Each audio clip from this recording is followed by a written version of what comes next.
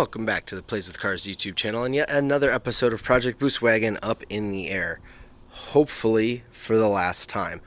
After this we should have a proper intro video showing you all the cool quirks and features and all that stuff and whatnot. But first things first, I gotta get this thing to stop leaking oil. The problem I've been having is the oil return lines for the turbochargers. There's the front one right there, but it's the rear one I'm having problems with. It has been leaking oil, and it leaks that oil right on top of the catalytic converter, which smells really, really nice and is also a big-time fire hazard. So needless to say, I can't really drive the thing, use it as it's intended, enjoy it, do anything performance with it until I get that fixed. So what had happened is, up in here, you can see this nice new shiny line. I had installed a brand new line, as you saw in one of the earlier videos, and then that brand new line was leaking. The flange here wasn't flat. It had a pretty big gap in it, was bent, so I took it back out, milled the flange, hand sanded everything, got it all nice and square and level. Really took my time putting it back together, made sure everything was clean and perfect, and it was still just spewing everywhere. So what I did this time is I got myself some Permatex Ultra Black maximum oil resistant gasket maker. It's for heavy duty oil applications, and I used it as directed up there, and you can see it kind of gouging out a little bit on the edge. You shouldn't overdo it, but you should see a little bit around all the way to the edge, and I do.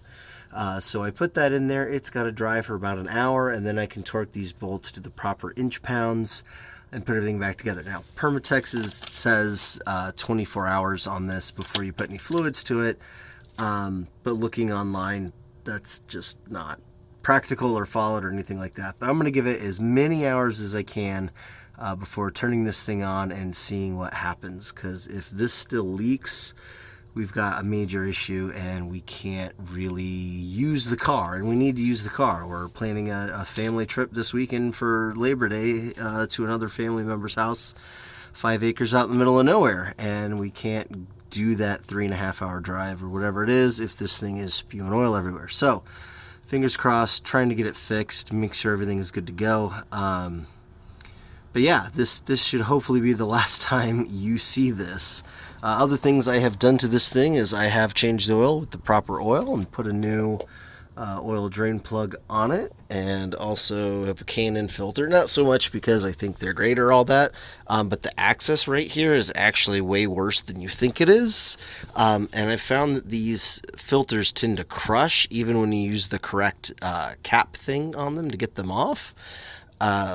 And that's not cool. So I'm willing to pay the extra to have this nut on here. It makes it way easier to take these on and off without having any issues. But you can see we've got that on there nice, and no leaks or drips or anything there. So yes, we've done an oil service with the filter, changed the fluid in the PTU. We showed you that one, this thing right here, the power transfer unit. We've changed the fluid in that, which is one of the biggies to do.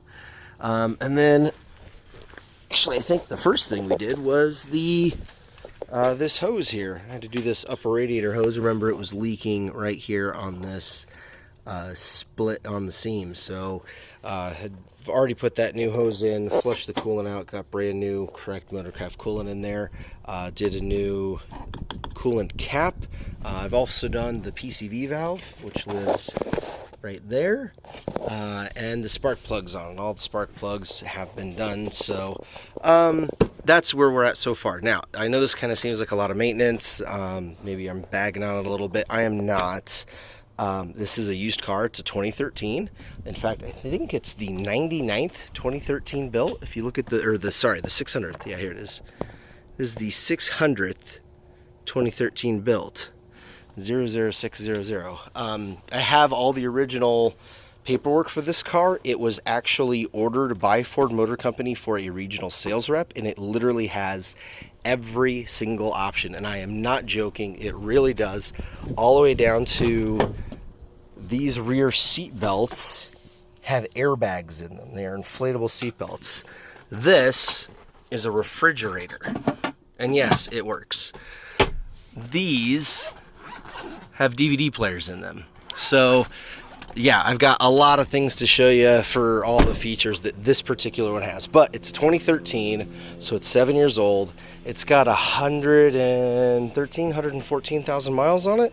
So, you know, let's be fair here. It was due for some maintenance. I got it from a easy used car lot on 82nd in Portland, which is, well, you know how that goes. You know, so yeah, I expect to do some maintenance to things like this to get them going. So I'm just fingers crossed that I got the oil leak fixed. If I've got the oil leak fixed, this thing's good to go.